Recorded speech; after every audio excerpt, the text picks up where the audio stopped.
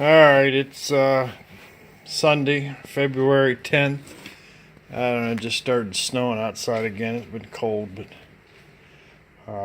down in the 20s. Been working on the 820 today. This is what I got done. I got my cylinder put in there permanent. I got this piece I got painted. I got the jam nuts made for each end. That's just he made a round nut and put some flats on it. That's all he did with it. Got the grease fitting in. I sprayed some more paint on it because the nuts didn't have any paint on it. Got my tubing in. These are little pieces of oil bottle, little plastic strips that I put in there to protect the tubing. I painted the tubing because it got warm around here and cold, and everything was sweating, and the tubing was bare metal and it was rusting. So I got that all hooked up. Everything's tight. The oil lines, hoses are all tight. But yeah, I'm still got the 3-point hitch housing off. Got the shop back in the way. Yeah. This is the power takeoff lever. This throws the disconnects. It's got a clutch. You push the clutch down halfway and it stops PTO, and then you push it all the way down and it stops the tractor. So it's a 2-stage clutch. And this is the disconnect. It goes right down in that hole right there. What had happened, and when I was sticking it back together, I thought about it, and I thought I should look at it. But this is the pin that was in this shaft. This goes onto here, and that pin was down through it, and that broke. So it was a good thing I found that before I put it all back together, because that's a cheap little pin, but for it to go out during the summertime and I had to do this all over again would have really upset me. So yeah, the 3-point hitch housing still off of it, still hanging on the chain fall. I've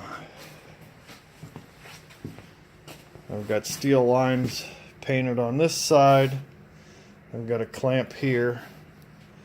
I think I'm going to put one more clamp here on the tin cover, but once I get the housing back on, I can do that. I've got a hose on here. This is my return line. It goes up through underneath the radiator and around and back in there. This is the pressure, feeds off the flow divider. This one right here is a pressure line. That's the return line going forward.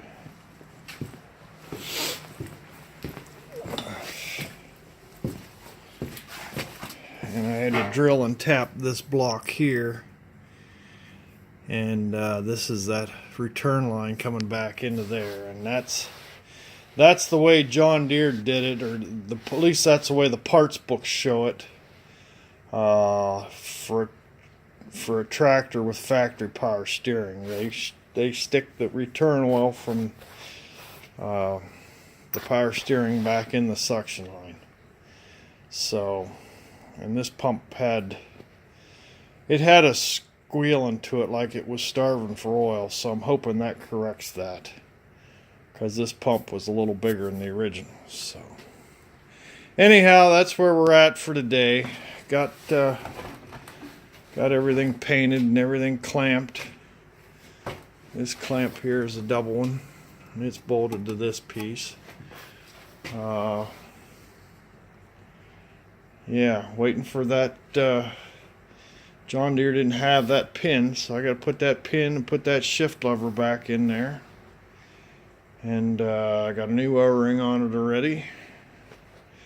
And we should be ready to go. Take her out and drive it around. I'm hoping that everything works just fine. Yeah,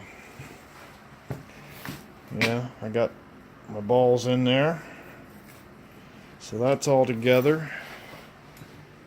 And I'll get some oil for it because I drained all the oil out. It's a good thing I did because it was kind of crummy looking. So get all this done, we'll be ready for summer. Now we just have to get another tractor in here and start working on it. So, all right, thanks for watching. Oh, one other thing. I got my cushions on my new seat. Had to go buy new bolts for it because there wasn't no bolts in the box that come with it, and they were metric. So, yeah, got my new seat put together. It'll be ready to go back on. So, all right, thanks for watching.